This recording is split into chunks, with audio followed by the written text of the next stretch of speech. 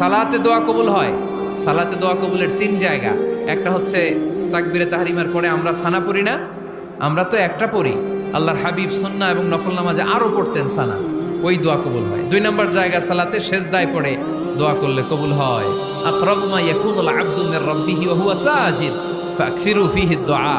বান্দা যখন সেজদায় লুটিয়ে পড়ে বান্দা আল্লাহর সবচেয়ে কাছে চলে যায়। তা কিন্তু বিশ্বনবী বলে সেজদাটা তোমার রবের কুদরতি পায়ের উপরে পড়েছে।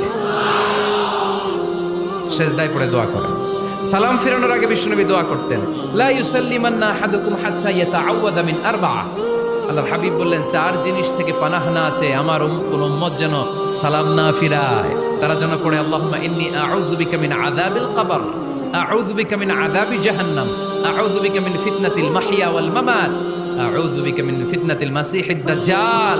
আল্লাহ কবরের আযাব থেকে বাঁচাও, আল্লাহ জাহান্নামের আগুন থেকে বাঁচাও, আল্লাহ জীবন